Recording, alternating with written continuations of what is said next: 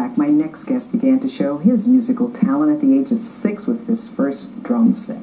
He taught himself to play guitar and piano and sax. Garrett Chazz Oliver has worked with big-name artists like Whitney Houston and Noble Moore and big-name producers like Nile Rodgers. Now, welcome to you. Thank you. It's a pleasure to be here. And you started your own music production company out of Darien. Tell us about it. I did. Back in 2007, kind of took a break from the music business for a while, but I saw there was a need for more talent, more real music, so I decided to pull my resources and start my own company.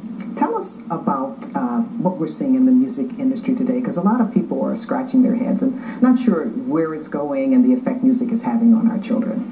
Well, it's pretty interesting, because if you notice, music kind of goes in trends and cycles, kind of like fashion does as well.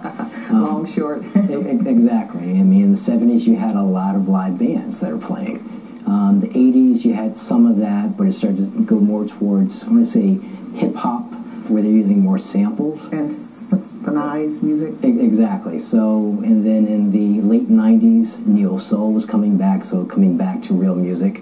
But right now, there isn't a lot of live bands out there, so more independent artists are coming back into the business and bringing that back into the forefront. And speaking of independent artists, how is the music industry making money? Because I hear a lot of independent artists that they're releasing their CDs or their new music online. How does that bode for a music production company? It all comes down to how much real estate you have, meaning internet real estate. If people don't know that you're out there, no one's going to buy your product.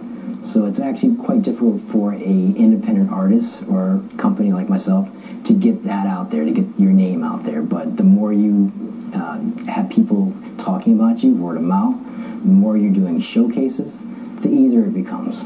And tell us about some of the artists that you're putting. We just recently signed a pop artist by the name of Janaya. She's originally from San Jose, California. Actually comes from a jazz and R&B background, but wanted to go into more of the pop arena. Kind of like a Rihanna, Britney Spears, that type of format. And she's doing really well right now. And tell us about the music industry itself. What do you see the future of the music industry? Is the profits continually being cut because of free downloads? You mentioned that you have to get your name out there and more real estate on the internet. Well, record companies, the big companies, are going to continue to make money. I mean, a lot of people say that record sales are down. They are, but they're still making a huge profit. So is it the tours that are making the money? Well, even tours have actually slowed down. I mean, before you'd have large arenas sold out with major artists like a Beyonce, Christina Aguilera. But right now, they're actually doing smaller showcases because people aren't really spending the money to come out to large shows. So you have to do more and more entertaining, more and more smaller venues to actually get seen. And tell us about the effects of the music industry on children. I think I asked that before, but we kind of skipped over the answer. Yeah, it's pretty interesting because before you had a lot of people out there that were real entertainers.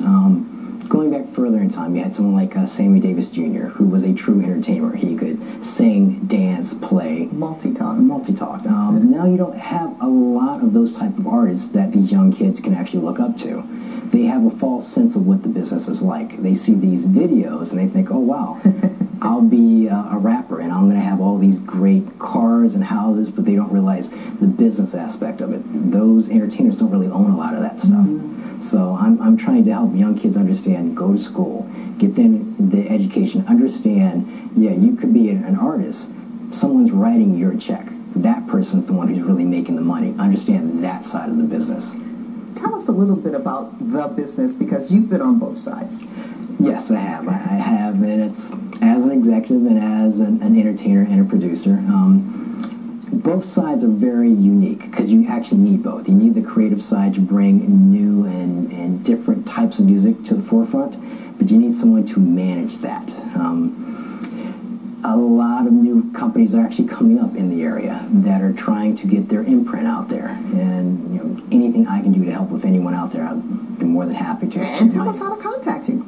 Well, you can reach us. Our website is www.ISMRecordings.com. So ISMRecordings.com. All right. Well, we want to thank you so much for coming on and sharing your knowledge, and hopefully some young kids who think it's all about just making the video and hanging out will understand that this is a business, and like all business, you have to know. This is true. The bottom line. Yes. All right. Thank you again. Thank you very much. All right. Up next on Our Lives, do you have a sweet tooth? Then stay with us for the story, the sweet success story of one local teenager. More on that when we come back.